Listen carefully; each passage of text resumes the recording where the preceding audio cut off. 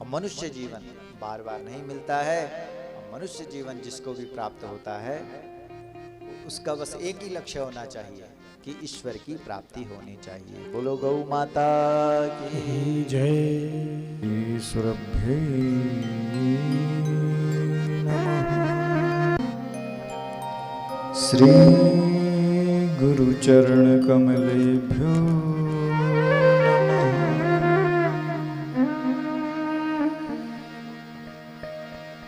वंदे गजास्यं विघ्नेशं वीणापाणिं सुबुद्धिदां गौरीं श्रद्धामयीं च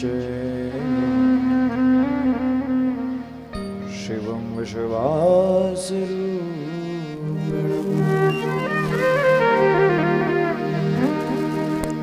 सद्गुरुं शङ्करं नमामि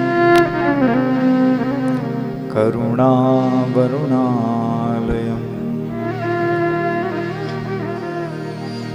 गङ्गाधरवृषारूढम् श्रद्धावनतमस्तकः हिमशैलसुते गङ्गे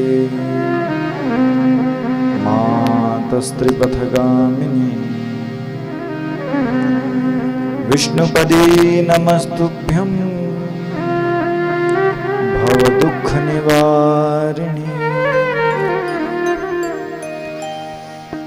वंशीविभूषितकरान्नवनीहृदाभा पीताम्बरादरुणबिम्बफलाधरोषा पूर्णेन्दुसुन्दरमुखादरविन्दनेत्रा कृष्णात् परं किमपि तत्त्वमहं न जाने। कृष्णत्वदीयपदपङ्कजपञ्जरान्ते अद्यैव मे विशतु मानसराजहंस। प्राणप्रयाणसमये कफवातपित्तैः कण्ठावरोधनविधौ स्मरणं कुतस्ते।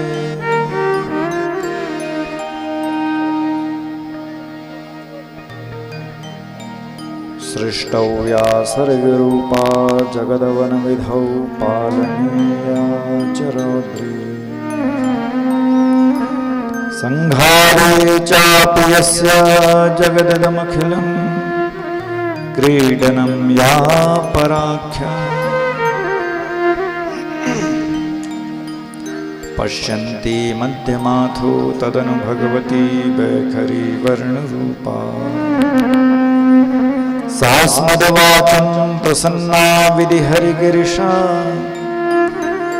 राधितालङ्करोतु।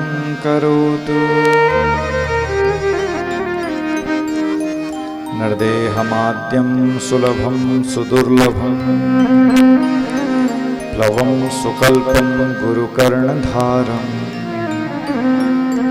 मयानुकूलेन नभस्वतेरितं पुमान् भवाब्धिं न तरे सात्मः। विष्णोर्माया भगवती यया सम्मोहितं जगत् आदिष्टा प्रभुणांशेन कार्यार्थे संभविष्यति।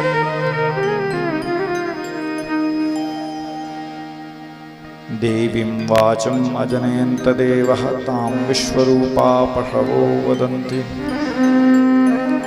शानो मन्द्रेशमूर्जं दुहानाधेनुर्वाकस्मान् उपशुश्रुतयितु।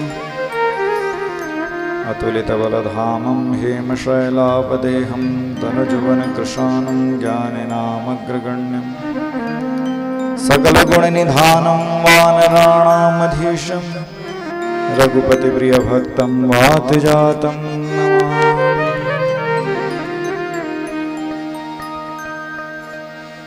नारायणं नमस्कृत्य नरं चैव नरोत्तमं देवीं सरस्वतीं व्यासं ततो जयन्मुदीरये योऽन्तः प्रविश्य मम वाचमिमां प्रसुप्तां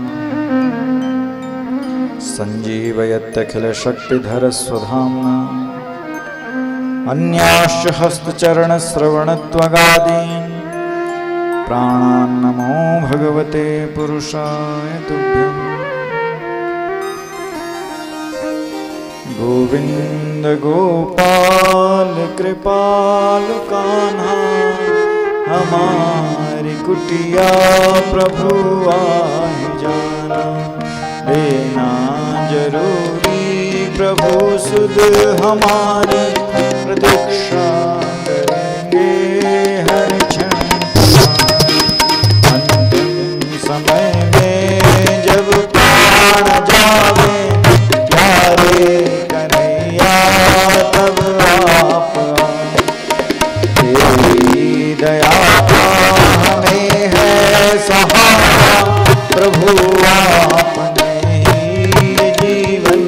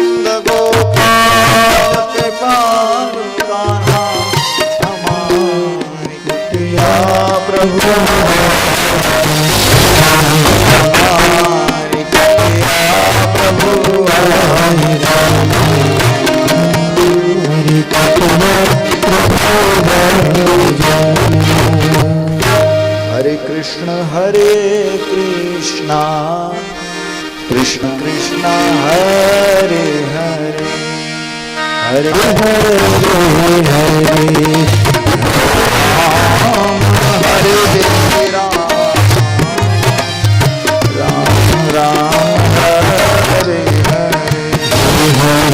हरे राम हरे राम राम राम हरे हरे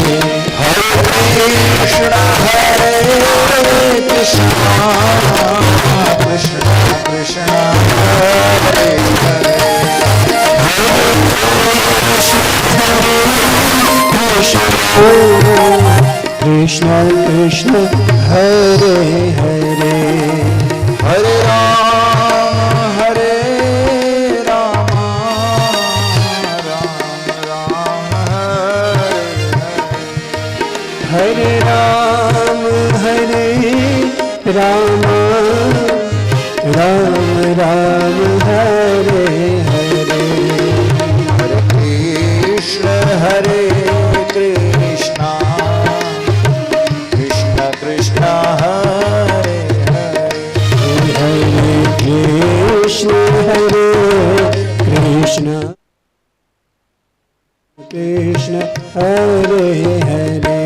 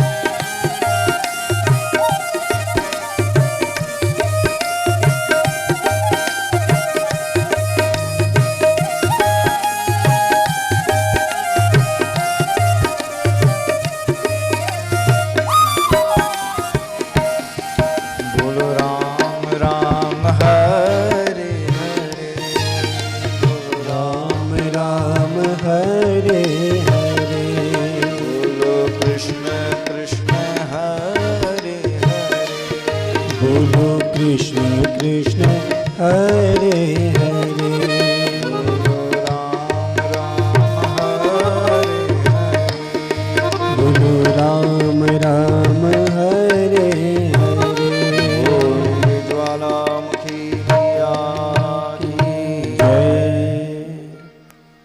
सत्य सनातन धर्म की जय सर्वदेव की जय, यमुना मैया की जय काशी विश्वनाथ की जय, बूढ़ा केदार बाबा की जय बद्र विशाल भगवान की जय, केदारेश्वर महादेव की जय श्री हनुमान जी महाराज की की जय, राजराजेश्वरी मैया की की जय, सुरकंडा मैया की की जय, चंद्रवदनी मैया की की जय, कुंजापुरी मैया की की जय, भुवनेश्वरी मैया की जय, इष्ट देवताओं की की जय, कुल देवताओं की की जय, ग्राम देवताओं की की जय, स्थान देवताओं की की जय, पितृ देवताओं की जय, समस्त देवी देवताओं की की जय, ओम नमः पार्वती पतये हर हर महादेव। गौ माता राष्ट्र माता। गौ माता राष्ट्र माता, मैं बोलूंगा गौ माता, आप बोलेंगे राष्ट्र माता, ठीक है? बोलो गौ माता, राष्ट्र माता, गौ माता, राष्ट्र माता, गौ माता, राष्ट्र माता, माँ। माँ।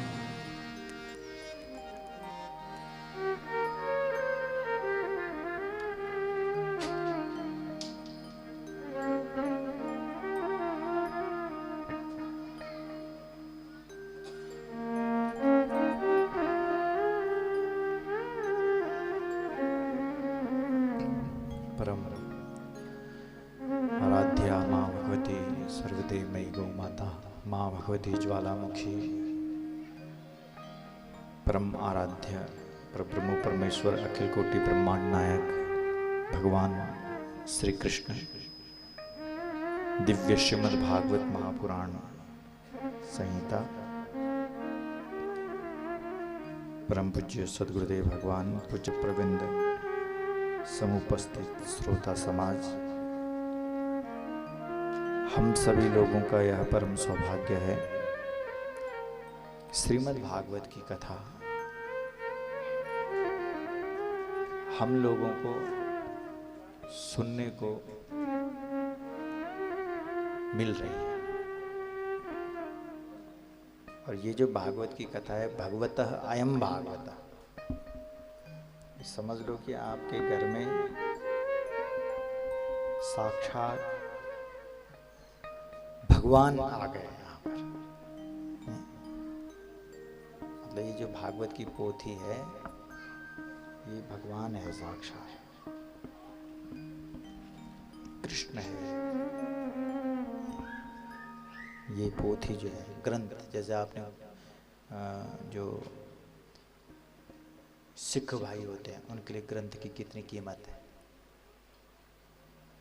गुरु ग्रंथ साहिब, पंजाब के लोग हैं जो सरदार लोग हैं, उनका भगवान कौन है? ग्रंथ। और ये बात कहाँ से सीखी उन्होंने? यहीं से तो सीखी। पहले हिंदू ही तो थे, वो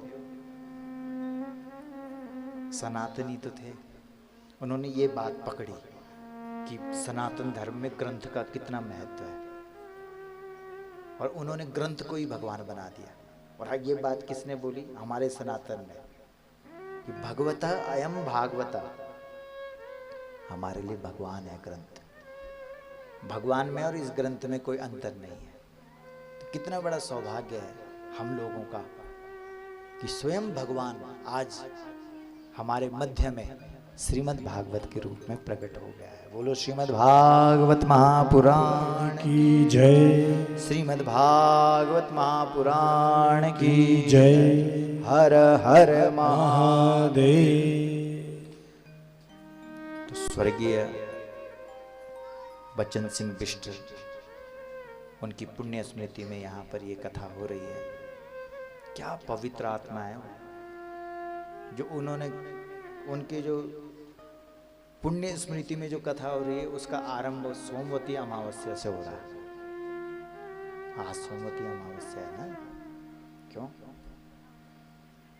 और इस अमावस्या को, अमावस्या तो वैसे ही पितरों की होती है, लेकिन अगर सोमवती अमावस्या मिल जाए अगर, तो कहना ही क्या है। तो इसका मतलब वो पितृ आत्मा कोई सामान्य आत्मा नहीं थे, वो कोई विशेष थे, जिनके उपलक्ष्य में भागवत की कथा यहाँ पर हो रही है, वो भी अनोखे रहे होंगे। बोलो, आज ये बहन बोल तो रही थी, आरती ध्यानी कहाँ गई वो? छंदी जग बैठी कि सही थे ने आरती, ये आरती ध्यान यहाँ की, इस परिवार की, विष्ट परिवार की ध्यान। आते ही बोला महाराज, बोला मेरे पिताजी मेरे स्वप्न में आए, और स्वप्न में आकर के उन्होंने कहा, बोला कि मेरे स्मृति में भागवत की कथा करवाना, और भागवत की कथा करवाना, और बोला उसी व्यास से करवाना जिसने ज्वालामुखी के मंदिर में राम कथा बोली थी। तो कितनी बड़ी बात है।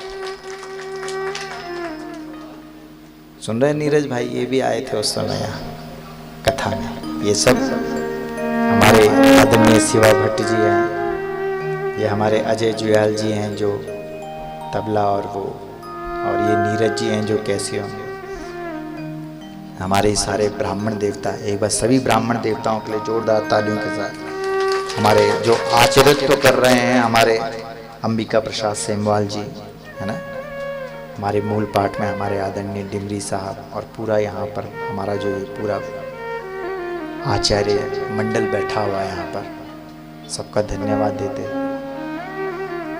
तो अच्छी बात ये है, थोड़ा इसको साउंड कम रखो, यहाँ तो छोटी सी जगह है, हल्का सा रखो बस, जो हमको समझ आए बस। अच्छी बात ये है कि उस ध्यानी के स्वप्न में आए, और जब जब भगवती दिखाई देती है, भगवती कोई बात बोलना चाहती है ना, अपनी बात को रखना चाहती है, तो दो देवियों के माध्यम से रखती है, एक तो गाय और एक बेटी। पितृदेवता अगर कुछ चाहता है तो वो अपनी बेटी के माध्यम से उस बात को रखता है। ये हमारे शास्त्रों में कई प्रमाण हैं इसके। तो स्वर्गीय बचन सिंह बिष्ट जी, जिन्होंने उस समय जब हम लोग यहाँ आए थे, तो उस समय उन्होंने कथा अपने मुख से, हमारे मुख से सुनी, अपने कानों से उन्होंने सुना, तो हृदय में बैठ जाती है किसी की बात नहीं, तो उनके मन में रहा होगा, वाह रे वाह, कभी ऐसा दिन आए तो बोला इस व्यास जी को बुलाना पड़ेगा। इसलिए वो घुस गए उस ध्यानी के मन में, हृदय में, अपनी बात को रखा था। हमें बड़ी खुशी हुई इस बात को कि हे मां भगवती ज्वालामुखी, तूने हमको अपना तो समझा। बोलो, अरे नहीं तो पूरी दुनिया में जब बच्चा कहीं भी जाता है, काम करने के लिए तो जाना ही पड़ता, लेकिन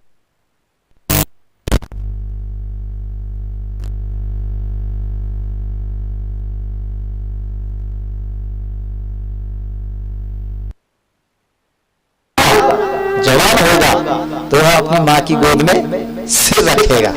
और हमको ऐसा लगता है कि हम बड़े नहीं हैं, हम ज्वालामुखी के छोटे बच्चे हैं जो सीधा माँ की गोद में बैठने के लिए हम यहाँ पर आए हुए हैं। तो एक बच्चे को पूछो आप कि उसको सबसे ज्यादा खुशी कब मिलती है? जब वो अपनी माँ की गोद में बैठता है, उस समय से सबसे ज्यादा प्रसन्नता होती है, सबसे ज्यादा खुशी होती है। तो हमें इसी बात की खुशी हो रही है कि हे ज्वालामुखी मैया, तूने पहले भी हमको यहाँ पर बुलाया, लेकिन तेरा इतना अटूट प्रेम हमसे हुआ है। प्रेम हो गया माँ बेटे का, और माँ बेटे का ऐसा प्रेम हो गया है कि माँ ने दोबारा से अपने बच्चे को अपनी गोद में बिठाने के लिए यहाँ बुला दिया है। तो हम धन्यवाद देते हैं माता रानी का और इस परिवार का, है ना, जो आदरणीय श्री सुरवीर सिंह बिष्ट जी, उनकी धर्मपत्नी श्रीमती रोशनी देवी जी, श्रीमती सरिता देवी एवं श्री दरमियान सिंह बिष्ट जी, श्रीमती ममता देवी एवं श्री अनूप सिंह बिष्ट जी, और इनके जो चाचा जी हैं आदरणीय श्री इंद्र सिंह बिष्ट जी, और सर्व श्रीमती हंस देवी बिष्ट जी, श्री विजयपाल बिष्ट जी, श्री संजय बिष्ट जी, और इनका जो पूरा बिष्ट परिवार है, एक बार जोरदार तालियों के साथ इनका बहुत बहुत अभिनंदन करते हैं, धन्यवाद करते हैं। आज श्रीमद् भागवत की कथा का आरंभ हम लोग यहाँ पर कर रहे हैं और उसके बाद 7 दिवसीय अनुष्ठान है ये अनुष्ठान। आज इसका शुभारंभ हम करते हैं। आइए बड़े भाव और प्रेम के साथ माँ भगवती जो ज्वालामुखी है, इसके चरणों में नतमस्तक होकर के दंडवत प्रणाम करते हैं और माँ से आज्ञा प्राप्त करते हैं कि हे माँ, तो हमको आज्ञा दे और हम इस कथा का शुभारंभ करते हैं।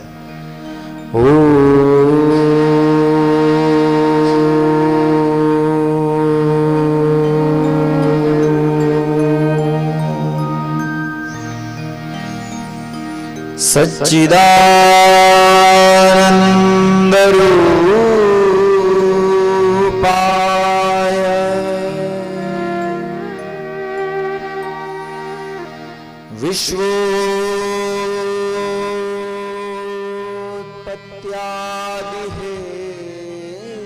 विश्वोत्पत्त्यादिहेतवे तापत्र विनाशाय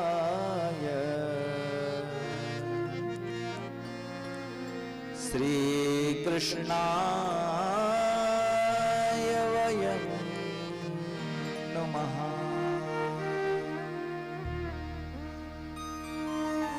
यं प्रव्रजन्तमनुपेतमपेतकृत्यं द्वैपायनो विरहकातर्या जुहाव।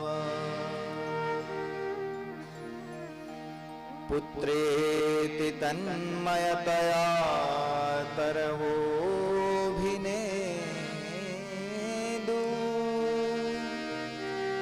तं सर्वभू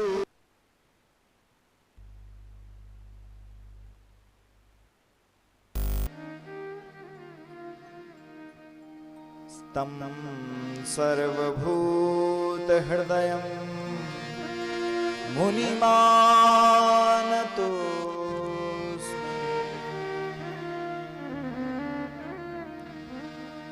बोलिए श्रीमद्भागवत महापुराण की जय, श्री व्यासदेव भगवान की जय।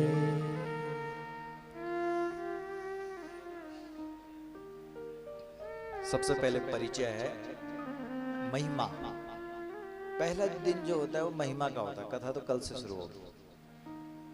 प्रथम स्कंद कल से जन्माद्यस्य तोन्वयादित्यर्थाश्चार्थे स्वविज्ञस्वराट् तेने ब्रह्म हृदय आदि कवये मुह्यन्ति यत्सूरया तेजो वारि मृदां यथा विनिमयो यत्र त्रिसर्गो मृषा धाम्ना स्वेन सदा निरस्तकुहकं सत्यं परम धीमहि। कथा कल से। लेकिन पहला सबसे पहले महिमा का दिन होता है। और महिमा का मतलब क्या हुआ भाई? जिस चीज की आप महिमा जानेंगे वही तो असर करेगा, वही तो प्रभाव दिखाएगा। तो प्रभाव किस चीज का दिखता है? जिसके बारे में हमको पता है। जिसके बारे में हमको पता नहीं है वो अपना असर नहीं दिखा सकता। इसलिए महिमा, इसलिए श्रीमद् भागवत की सबसे पहले महिमा गाई गई। और श्रीमद् भागवत की महिमा तो पद्म पुराण ने भी गाई है। सबसे पहले स्वरूप का वर्णन किया गया कि भगवान का स्वरूप क्या है, भगवान है क्या। तो क्या कहा? सच्चिदानंद रूपाय। भगवान है सत्य, सत्य चित्त आनंद, सत्य। भगवान क्या है? जोर से बोलो, बोलो माता, बोलो ना, सत्य है। भगवान क्या है? सत्य। इसका मतलब ब्रह्म सत्यम जगन मिथ्या। ये जो संसार है ये मिथ्या है, झूठा है, और जो भगवान है वो सत्य है।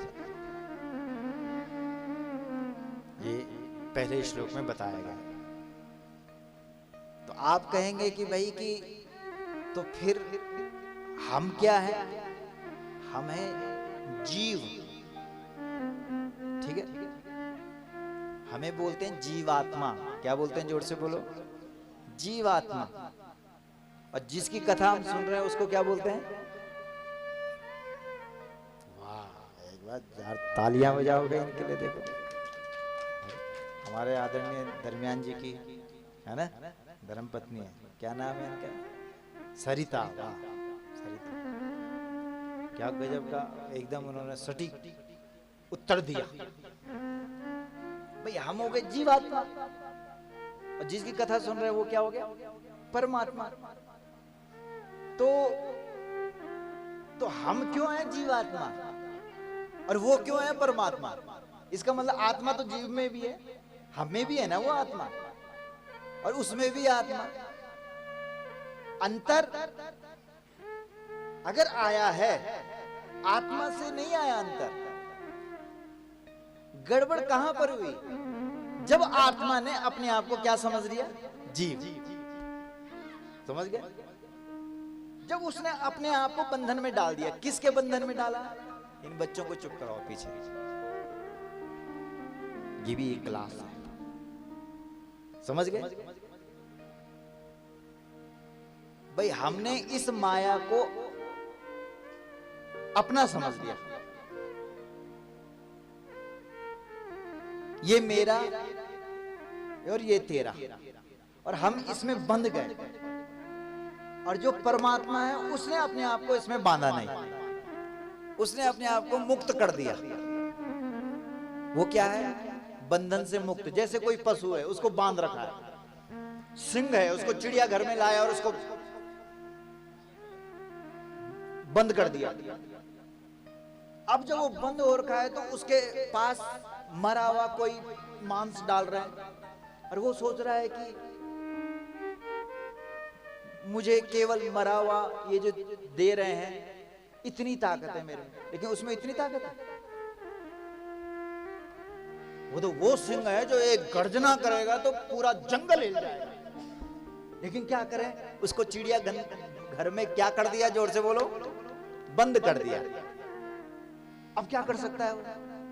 इसका मतलब जिस प्रकार से उस सिंह को एक चिड़ियाघर में बंद करने पर उसकी जो शक्ति है वो सीमित हो गई, नहीं तो उसमें तो अथाह शक्ति है।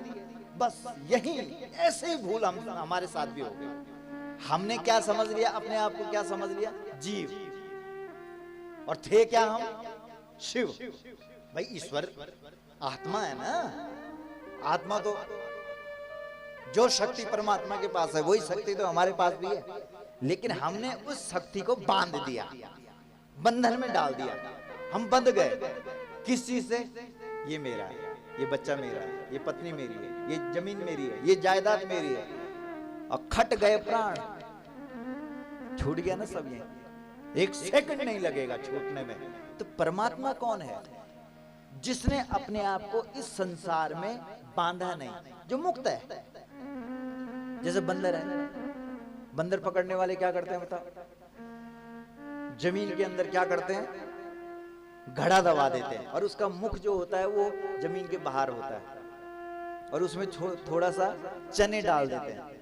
अब बंदर आता है, सोचता है कि यार क्या मजे है, और वो जैसे ही उसमें हाथ डालता है और वो चनों को अपनी मुट्ठी में यूं बंद करता है, वैसे ही उसके हाथ दोनों वहां फंस जाते हैं। अब आता है उसको गुस्सा, वो सोचता है कि इस घड़े ने मुझे पकड़ लिया, लेकिन घड़े ने उसको पकड़ा क्या? घड़े ने तो नहीं पकड़ा ना। और वो गुस्सा करता है कि छोड़ मुझे, लेकिन घड़े की कोई गलती नहीं है। गलती किसकी है बोलो? बंदर की है ना। अगर वो मुट्ठी खोलेगा तो चने छूटेंगे, और चने अगर छूटते हैं तो फिर वो भी मुक्त होता है। और बाद में बंदर पकड़ने वाला आता है, तब ले जाता है, तब मार मार करके उसको नाचना चाहता है। वही हाल हमारा भी हो गया। माया भी हमको मार मार करके इस संसार में न जाने कितनी योनियां, कभी कूकर, कभी सूकर, कभी गधा, कभी बिल्ली, और बना बना करके नाच नचा रही है। माया बड़ी खुश हो रही है, बोलो नाच अब बोल कि ये मेरा ये तेरा, ये मेरा ये तेरा। और जब तक हम ये मेरा और तेरा करते रहेंगे तब तक हम शरीर के अंदर घुसते रहेंगे। जिस दिन हमको ये पता लग गया कि यार जन्म मृत्यु तो होती ही नहीं। अच्छा ये बताओ, जितने यहाँ पर बैठे हुए किसी को पता लगा कि जब व्यक्ति का जन्म कब हुआ? है कोई यहाँ पर जिसको पता लग गया हो कि कब उसका जन्म हुआ? हमें पता थोड़ी लगता है कि हमारा जन्म कब हुआ। ठीक है, इसका मतलब जब जन्म होता है हमारा तो हमें पता नहीं लगता, धीरे धीरे लोग बताते हैं हमको कि हमारा जन्म उस दिन हुआ। ठीक है, जिस दिन मृत्यु होती है पता ही नहीं लगता, खट से प्राण निकले और पता ही नहीं लगा कि कब प्राण निकले। ऐसा ही होता है। तो इसलिए न पता जन्म का लग रहा है और न पता मृत्यु का लग रहा है। क्यों? क्योंकि आत्मा का न जन्म हो रहा है न मृत्यु हो रही है। बोलो बात है कि नहीं? आत्मा तो पहले भी थी, आज भी है और बाद में भी रहेगी। लेकिन ये जो संसार की माया है ये इस प्रकार से व्यक्ति को उलझा देती है कि बस वो इसी चक्कर में पुनरपि जननम पुनरपि मरणम पुनरपि जननी जठरे शयन इह संसारे खलु दुस्तारे कृपया पाहे पाहि मुरारी। भज गोविंदम गोविंदम भज मूढ़ मते। क्या बार बार शरीर का जन्म हो रहा है, क्या बार बार शरीर की मृत्यु हो रही है। आत्मा तो अजर हो रहा हमारा। इसलिए कथा किसके लिए हो रही है? इस शरीर के लिए नहीं हो रही है कथा, न हमारे इस शरीर के लिए हो रही है कथा। और जो शरीर छूट चुका है, स्वर्गीय बचन सिंह जी की जो दिव्य आत्मा है, कथा उसके लिए हो रही है।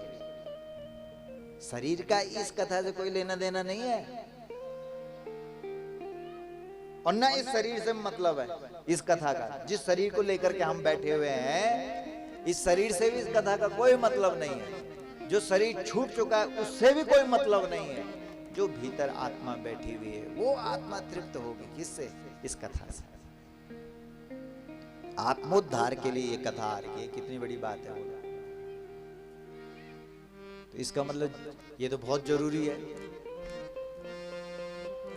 इसी से तो कल्याण है। और मनुष्य जीवन बार बार नहीं मिलता है। और मनुष्य जीवन जिसको भी प्राप्त होता है उसका बस एक ही लक्ष्य होना चाहिए कि ईश्वर की प्राप्ति होनी चाहिए। बोलो गौ माता की जय, ज्वालामुखी मैया की जय। इसलिए सत्य चित्त आनंद आरंभ हो रहा है ग्रंथ। सत्य, सत्य यानी सत्य। सत्य क्या है? शरीर है कि आत्मा है? बोलो, तुम भी बोले करा जाए।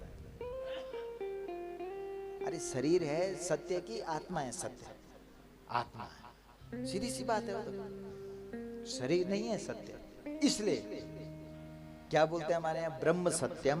बोलो जोर से, ब्रह्म सत्यम जगन मिथ्या। जो जगत है वह मिथ्या है, वो झूठा है, और ब्रह्म सत्य है। इसलिए सच्चिदानंद रूपा है। चित्त यानी चेतन, चैतन्यता। और आनंद, वाह, लोग बोलते आनंद आ गया। तो जब आनंद आता है तो आत्मा समझो कि बस प्रसन्न हो गई। सच्चिदानंद रूपाय विश्वोत्पत्त्यादि हेतवे, विश्व की उत्पत्ति करना, पालन करना और संहार करना। सृष्टि का भगवान सर्जन करता है, कोई आसक्ति नहीं है, पालन करता है, कोई मोह नहीं है, संहार करता है तो कोई दुख नहीं। ये सब चीजें कब कष्ट होता है हमको, जब हम किसी चीज को अपना मानते हैं।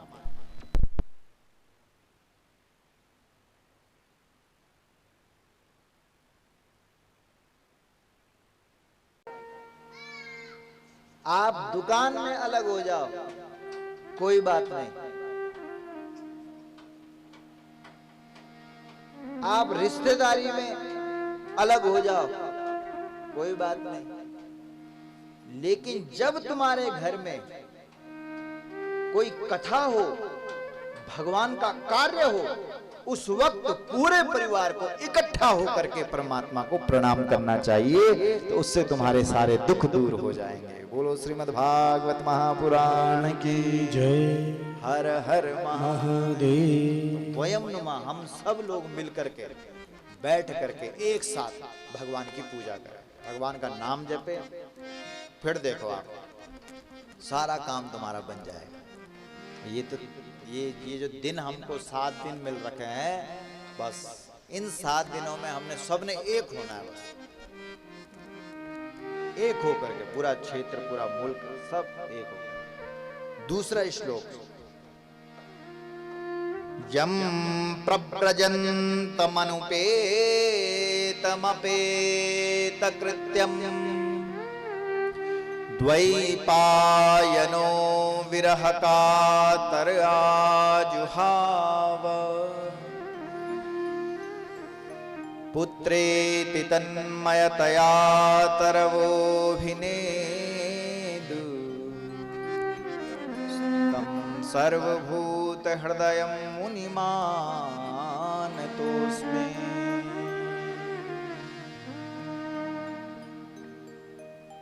दूसरे श्लोक में जो व्यास जी के पुत्र हैं उनको प्रणाम किया। व्यास के पुत्र को, जो परंपरा प्राप्त जो ज्ञान को आगे बढ़ाने का काम कर रहे हैं, उस पुत्र को प्रणाम किया है। व्यास जी को तो प्रणाम किया है, लेकिन दूसरे श्लोक में व्यास पुत्र को प्रणाम किया, तो कितनी अच्छी बात है। और हम भी क्या हैं? व्यास पुत्र ही तो हैं। हमारे पिताजी क्या हैं? बोलो, व्यास है ना, तो हमारे पिताजी भी व्यास हैं और हम उनके क्या हैं? पुत्र हैं। तो जिस प्रकार से दूसरे श्लोक में व्यास पुत्र को प्रणाम किया है, यानी उस पुत्र को प्रणाम किया है जिसने अपने पिता के संस्कारों को आगे बढ़ाने का काम किया है, उसको भी श्रीमद् भागवत ने प्रणाम किया है। बोलो सुखदेव जी महाराज की जय। सुखदेव जी महाराज की जय। हर हर महादेव। नैमिषे सूतमासीनम् अविवाद्य महामतिम् कथामृत रसस्वाद कुशलः शौनको ब्रवीत्। नैमिषारण्य में 88,000 ऋषि मुनि ब्रह्मा जी के पास जाते हैं। ब्रह्मा जी को कहते हैं कि ऐसा कौन सा स्थान है जहां हम भगवान की कथा का श्रवण करें। तो फिर ब्रह्मा जी कहते हैं, देखो भाई, ऐसे स्थान पर जहां तुम्हारा मन स्थिर हो जाए, रुक जाए, टिक जाए, वो जो स्थान होता है जहां पर आपका मन टिक जाए, वही जगह नैमिषारण्य कहलाती है। बोलो, आज मुझे लग रहा है कि 5-7 दिन में जो व्यक्ति यहाँ नहीं पहुंचेगा परेशान हो जाएगा वो। क्यों? जो यहाँ से जुड़ा हुआ व्यक्ति होगा ना, आप पूछना फोन करके, बोलेगा यार तन मेरा भले ही बाहर है लेकिन मन मेरा यहीं है। तो जहां मन हो वही स्थान नैमिषारण्य बन जाता है। तो नैमिषारण्य में 88,000 ऋषि मुनियों ने शौनक जी से प्रश्न किया है, आप हमको सुनाइए, सार सुनाइए। कथा अमृत रसस्वाद कुशल शौनको ब्रवीत।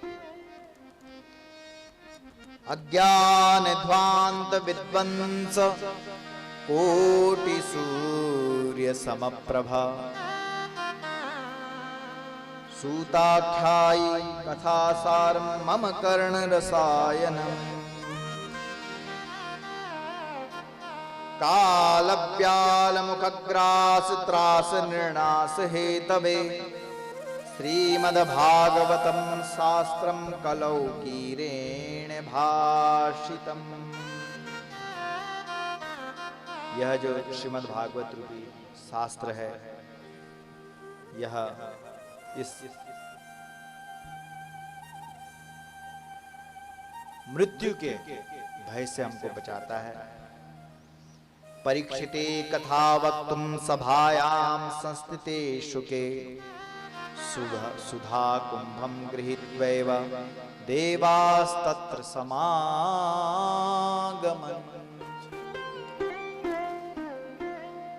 सुखदेव जी महाराज बोला, जब व्यासपीठ पर विराजमान हुए और परीक्षित श्रोता के रूप में बैठा और घंटे और घड़ियाल बजने लगे, तो जो स्वर्ग के देवता हैं वो सब कथा में पहुंच गए। मतलब पहले दिन जब कथा शुरू होती है तो जो दैवीय शक्तियां होती है वो सब अपना स्थान ग्रहण कर लेती है।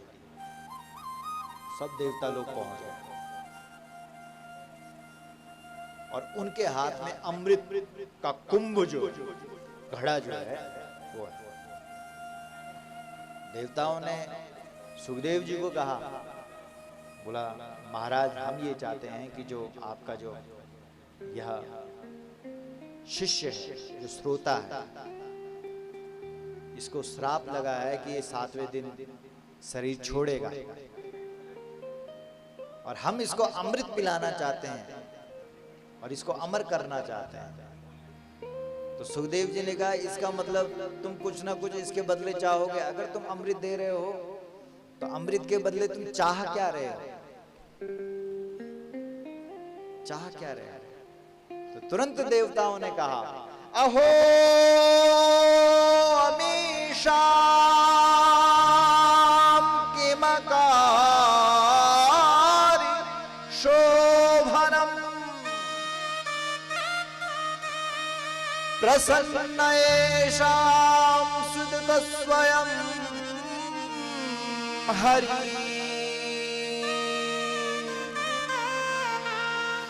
ये जन्म लब्धम शुभारताजिरे।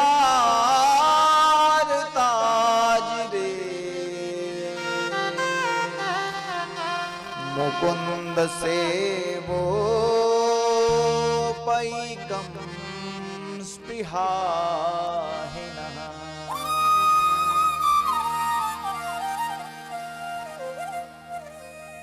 मुकुंद सेवो पैकम स्पृहाहिनः।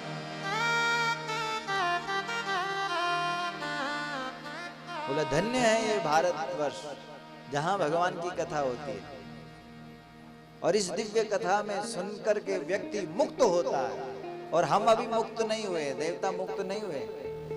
इसलिए मुक्ति अगर चाहिए तो वो केवल और केवल यही मिलेगी, है ना? यही मिलेगी, श्रीमद् भागवत की कथा में ही मिलेगी।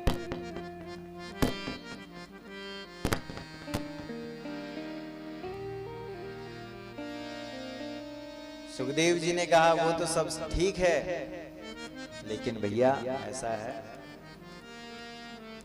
हे स्वर्ग के देवताओं, अभी तो हम अपने परीक्षित को ही मुक्त करेंगे। तुम सोच रहे हो कि ये दीर्घजीवी हो वो खूब अपना शासन चलाए, राज्य चलाए, लेकिन मेरे शिष्य को राज्य के लोभ से कोई मतलब नहीं है। अब वो राज्य का लोभ नहीं कर रहा है, अब उसको इच्छा नहीं है संसार की, संसार का वैभव उसको नहीं चाहिए, उसको सचमुच मुक्ति चाहिए। चिंता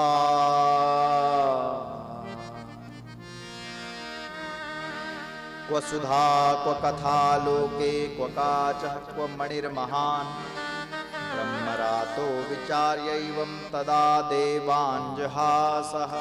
क्व कथा क्व सुधा लोके, यह जो श्रीमद् भागवत की कथा है, यह तो भैया असली, ये तो असली मणि है।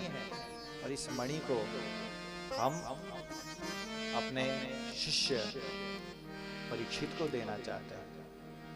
वो काच है, वो मणिर्महान, कहाँ कांच कहाँ मणि। फिर इसके बाद अब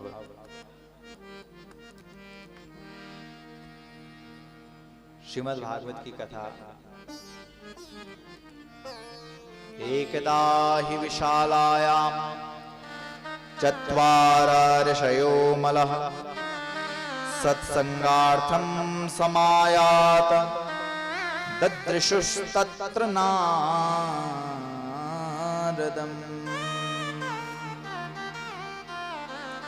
श्रीमद् भागवत की जो कथा है, वह कथा बद्रीनाथ में होने जा रही है। सनक सनंदन सनातन और सनत कुमार, बस अब हम 10-15 मिनट में है ना पंडित जी पूरी करना है, तो सुनो। आज कोर्स तो पूरा करना ही पड़ेगा, ब्राह्मणों ने ज्यादा टाइम लगा दिया यहाँ, नहीं है क्यों जी? हाँ लेट हो गया। अब यहाँ कथा का प्रसंग तो पूरा करना ही पड़ेगा, नहीं तो दोष हमको लगेगा अगर हमने पूरा नहीं किया। सुन रही है आरती ध्यान? अगर हमने कथा का पूरा प्रसंग नहीं सुना है, जहाँ तक महात्म्य है, तो तब हम देणो हिसाब कि जजमान बेटी दक्षिणा ले ली, और है ना, इसको कोर्स होता है, पूरा करना पड़ेगा जहाँ तक महात्मा है। बस संक्षिप्त में सुना रहे हैं हम। उसके बाद आरती होगी, और आरती के बाद फिर कल से विधिवत समय से होगा सबका सबका समय है। सुनो बस, अब कथा पूरी करेंगे और कल से एकदम समय से बैठ जाना है यहाँ पर। कितने बजे से कथा का समय क्या है? 1 बजे से 1 से 5 है ना? ठीक है, 1 बजे आप सब लोग यहाँ पर बैठ जाएंगे। सबसे पहले बद्रीनाथ में पहुंची है कथा। बद्रीनाथ में बोला सनक सनंदन सनातन और सनत कुमार, चारों भैया वहां बैठे हुए थे। उनकी नजर पड़ी नारद जी पर। नारद जी को कहा, नारद जी आप यहाँ कैसे? अरे बोला हमने सोचा कि चले तो सही उस धरती पर, जिस धरती पर स्वयं भगवान नारायण स्वरूप में प्रकट है।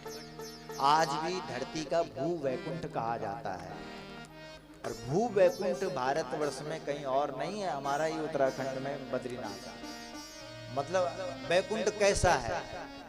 बोलते हैं ना कि मरने के बाद ही व्यक्ति वैकुंठ जाता है, लेकिन जीते जी भी अगर आपको उस वैकुंठ को देखना है तो आप बद्रीनाथ पहुंच जाओ, आपको भू वैकुंठ का दर्शन हो जाएगा। बोलो बद्रीनाथ भगवान की जय। हर हर महादेव।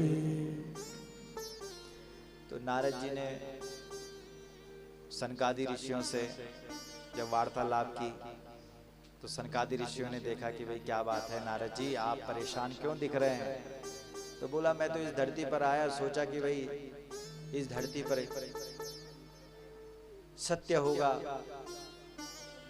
लेकिन न सत्य दिखाई दिया न तप दिखाई दिया।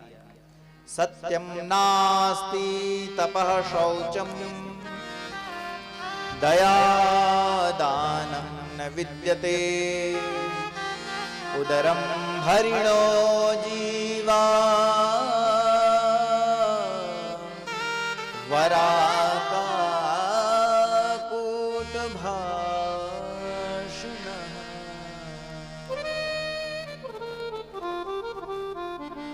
अरे नारद जी ने कहा है कि प्रभाव दिख गया कलयुग का, कलयुग में कुछ नहीं है बोला, न सत्य दिखा, सत्यम नास्ति, तपस्या नहीं है, दया दया नहीं है, दान भी नहीं है, उदरम भरिणो जीवन, हर व्यक्ति केवल अपना उदर भरना चाहता है, देखना चाहता है कहां से मेरा पेट भरे, कहां से मेरे बच्चों का। तो वो वाणी बोला गालियां दे रही है, कड़वा बोल रही है, ये नारद जी बोल रहे हैं। अब जब वो वृंदावन पहुंचे, वृंदावन में एक साधु क्षणं तृष्टः मच्चिन्तामपि नाशय। उस युवती ने आवाज लगाई और कहा कि बाबा ठहरो, रुको। तो उस बाबा जी ने कहा भाई आप कौन है? बोला मैं भक्ति हूं। जैसे सुना कि भक्ति माता भी वृंदावन में प्रत्यक्ष रूप से विराजमान है। बोला हाँ। तो बोला माता बोलो आपकी क्या समस्या है? बोला समस्या यह है कि ज्ञान और वैराग्य जो दो मेरे पुत्र हैं, ये दोनों बूढ़े हो चुके हैं, इनको जगाओ, इनको जागृत करो, क्योंकि जो जागा हुआ होगा वही तो लक्ष्य तक पहुंचेगा। इसलिए गाड़ी में बैठा हुआ व्यक्ति तभी सोता है जब ड्राइवर जगा हुआ। अगर ड्राइवर ही सो गया तो फिर लक्ष्य तक कैसे पहुंचा जाएगा?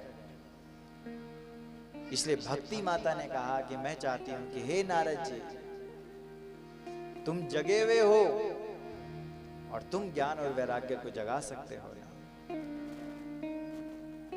वेद वेदांत घोषश्च गीता पाठे मुहु। कर्म नहीं होता बोला जो छूटता है, सारे सत्कर्म अपने आप हो जाते हैं जब भागवत की पोथी का वाचन होता है। तो कहाँ जाएं बोला इस पोथी को लेकर के? बोला हरिद्वार, हरिद्वार जाओ। क्यों?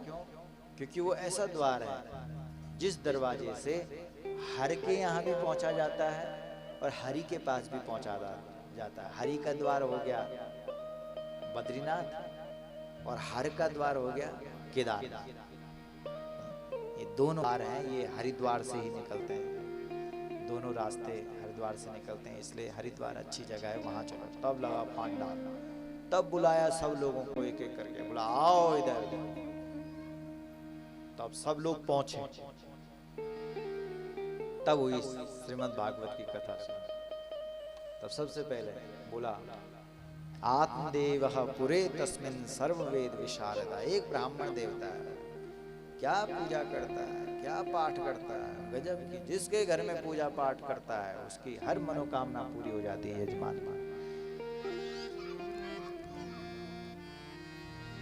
एक दिन उसने सोचा मेरे घर में संतान नहीं है, मेरी पूजा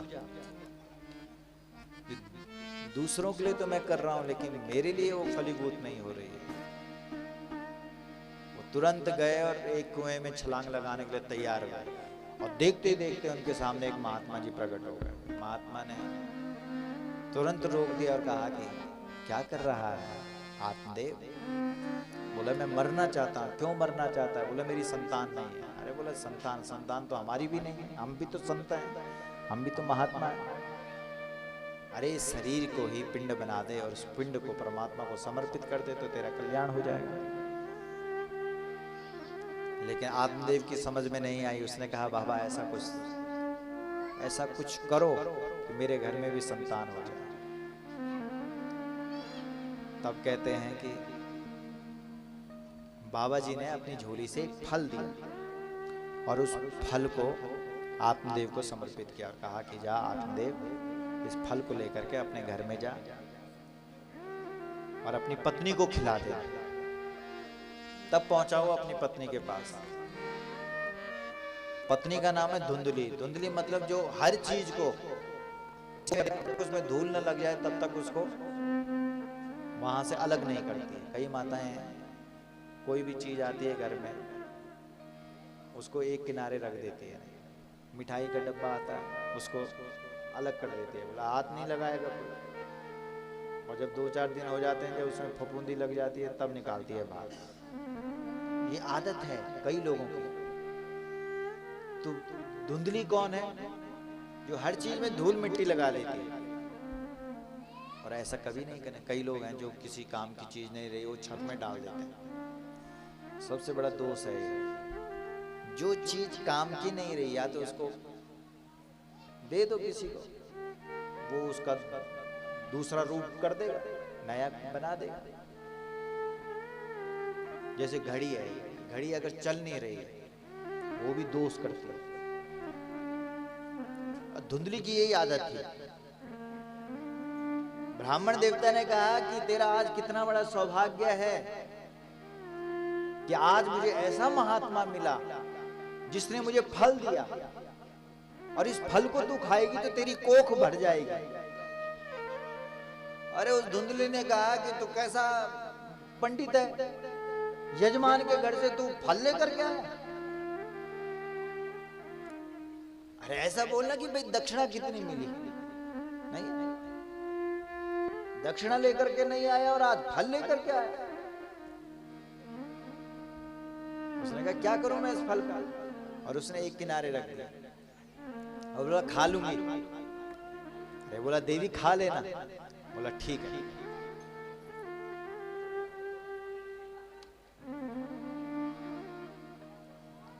क्यों खाना था उसने? जब बहुत दिन हो गए,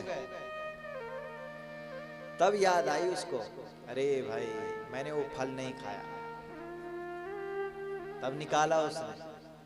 सोचने लगी इस फल को खाऊंगी, और सचमुच अगर बच्चा हो गया, संतान हो गई, बड़ा कष्ट होगा 9 महीने तक।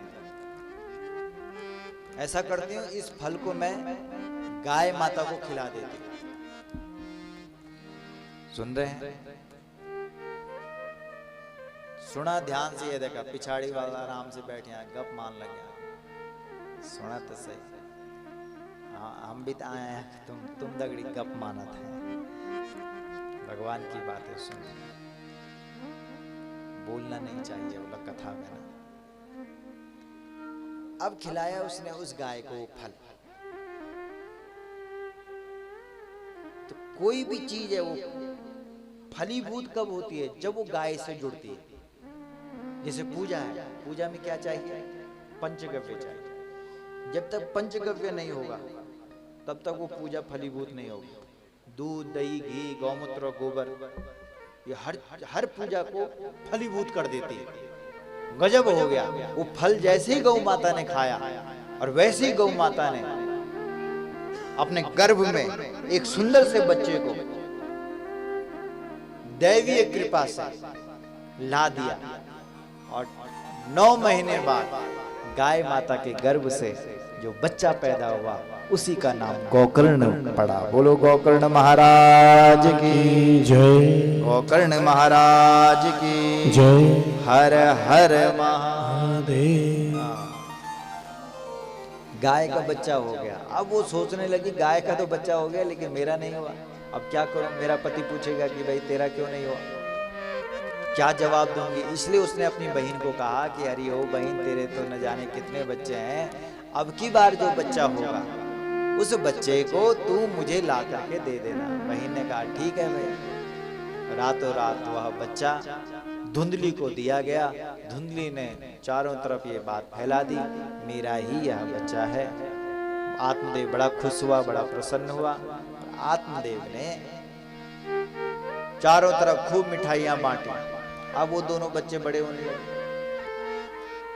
एक तो गाय का बेटा, और एक वो धुंधली का जो छल और कपट के द्वारा लाया गया। दोनों बड़े होने लगे। तो जो गाय का बेटा है वो तो बड़ा संस्कारी है, बड़ा अच्छा है, लेकिन जो धुंधली का है उसका नाम भी धुंधकारी पड़ गया। अब वो जब बड़ा होने लगा तो उसने माँ बाप का गला पकड़ना शुरू कर दिया, क्योंकि नशेड़ी हो गया, नशा करने लगा, दारू पीने लगा। जैसे उसने माँ का गला दबाया तो माँ ने कहा बेटे आज लगा पता कि छल कपट कभी नहीं करना चाहिए। तब उसने जो गले का हार था वो निकाल करके उस धुंधकारी को दे दिया। बोला ले, और गई कुएं में और मारी छलांग और मर गई। माँ तो मर गई। अब घर में आत्मदेव, दूसरा नंबर आया आत्मदेव का। जैसे ही बाप का गला पकड़ा, आत्मदेव ने कहा कि अरे ओ दुष्ट, तेरे लिए तो मैंने न जाने क्या क्या खट कर्म नहीं की। सोचा कि मेरे घर में संतान होगी। ऐसी होती है संतान जो बाप का गला पकड़े। उन्होंने तुरंत उसी समय सब कुछ छोड़ दिया, सारा कुछ। अब जब घर छोड़ करके जाने लगे तब दिखाई दिया कौन? वही गोकर्ण, गाय का जो बेटा है। कहा कि बेटा मैं घर छोड़ रहा हूं, मुझे कुछ उपदेश दे। तब गोकर्ण जी ने जो बातें बताई है उसको हमारे यहाँ गोकर्ण गीता के नाम से कहा जाता है। बहुत अच्छा ज्ञान दिया। क्या दिया? देहे स्थिमान् सुरुधिरे भीमतिं त्यजत्वम् जाया सुतादिषु सदा ममतां विमुञ्च पश्यानिशं जगदिदं क्षणभङ्गनिष्ठम्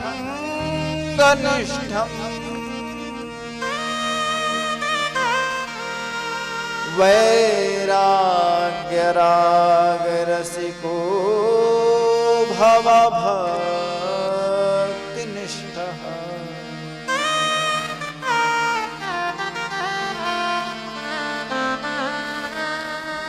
धर्मं भजस्व सततं त्यज लोकधर्मान्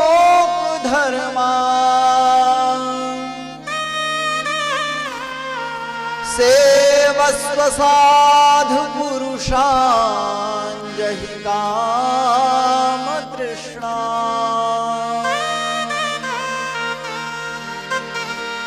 अन्यस्य दोष गुण चिंतनमाशु मुक्त्वा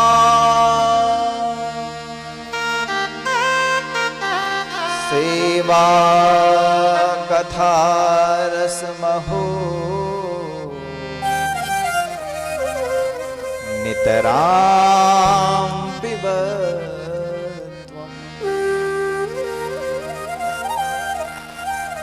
सेवा कथा रसमहो नितरां पिबत्वम्।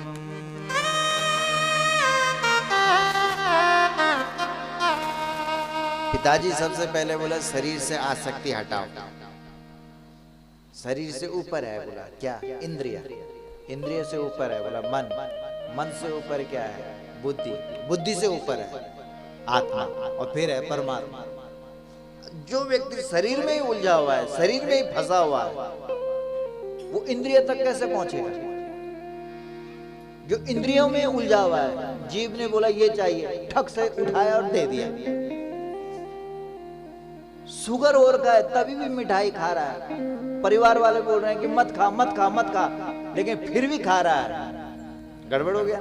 इसका मतलब हम इंद्रियों के गुलाम हैं, और जो इंद्रियों का गुलाम है वो मन तक तो पहुंच ही नहीं सकता। जिसने अपने इंद्रियों को और अपने शरीर को वश में नहीं किया है उसका मन उसके वश में हो ही नहीं सकता, और जिसका मन उसके वश में नहीं है वो बुद्धि तक कैसे पहुंच सकता है? और जो व्यक्ति बुद्धि तक की यात्रा कर लेता है उसके बाद आत्मा में उसका। लेकिन अब वो जो धुंधकारी है वो उसी घर में घूमता रहा और सोचने लगा कि अगर कोई मेरी मुक्ति कर सकता है तो मेरा भाई ही कर सकता है। देखो जो आध्यात्मिक होगा घर में, परिवार में, पूजा पाठ करने वाला, जप और तप करने वाला, वही पितरों की मुक्ति कर सकता है, वही 21 पीढ़ियों को तार सकता है। देखो तो उसकी नजर भी किस में गई?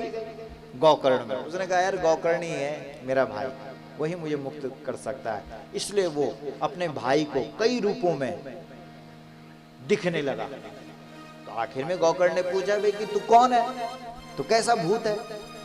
तब उसने बोला कि मैं तेरा भाई हूं। पढ़ते हैं किसको? अरे गाय को और गाय वालों को। आज देखो आप सड़कों पर देहरादून से आ रहे हैं हम और न जाने कितनी गाय है सड़कों पर, धक्के तो खा रही है, लेकिन मरने के बाद अगर कोई काम आ सकती है तो वह हमारी गौ माता ही काम आ सकती है। ये मरने के बाद लगता है पता। गावः स्वर्गस्य सोपानम। इसलिए हमारे यहाँ कहा गया है कि गाय के लिए अगर आपने तिनका भर भी किया ना तो वो उस व्यक्ति के लिए न जाने क्या क्या कर देती है। इसलिए वह जो भूत है, कौन? धुंधकारी, उसने कहा कि हे गौकर्ण तू ही मेरा कल्याण कर सकता है। तो गौकर्ण ने कहा यार मैंने क्या करना है, मैं अपने इष्ट से पूछता हूं, सूर्य भगवान से। तो तब सूर्य भगवान की पूजा होने लगी। एहि सूर्य सहस्रांशो तेजो राशि जगतपते अनुकंपया माम भक्त्या गृहाण अर्घ्य दिवाकर आदित्यस्य नमस्कारं ये कुर्वन्ति दिने दिने जन्मांतर सहस्रेषु दारिद्र्यं नोपजायते। भगवान सूर्य नारायण ने कहा बोल गौकर्ण क्या समस्या है? गौकर्ण ने कहा कि मैं चाहता हूं कि मेरे भाई की मुक्ति हो। बोला जैसा मैं बोलूंगा वैसा करेगा? बोला हाँ करूंगा। बोला लगा पांडाल। बोला ठीक है। बोला बना वहां व्यासपीठ। बोला ठीक है। बोला अब बोल महाराज कि व्यास किसको बुलाऊं? तो गौकर्ण ने कहा, सूर्य भगवान ने कहा कि व्यासपीठ पर अगर किसी को बिठाना है, अगर सचमुच तू चाहता है कि तेरा धुंधकारी भाई उसका उद्धार हो, तो फिर व्यासपीठ पर कोई और नहीं बैठना चाहिए। व्यासपीठ पर केवल और केवल गौकर्ण ही बैठना चाहिए। और वो गौकर्ण कौन है, किसका बेटा है? वो जोर से बोलो। गाय का है। इसलिए गाय का जो गाय से जो प्रेम करता है, गाय को जो भगवान मानता है, वो करेगा पितरों का उद्धार। तब बैठा गौकर्ण व्यासपीठ पर। तब हुई श्रीमद् भागवत की कथा सुन। तब उस बांस के एक एक गांठ फटने लगे। बांस यानी बंस, बंस में जितने भी पितर होते हैं सबका कल्याण होता है। तो तब धुंधकारी का कल्याण हुआ। धुंधकारी विमान में बैठ करके दिव्य धाम में गया। इसके बाद फिर और जो लोग थे उन्होंने कहा कि फिर से कथा होनी चाहिए। फिर से कथा हुई।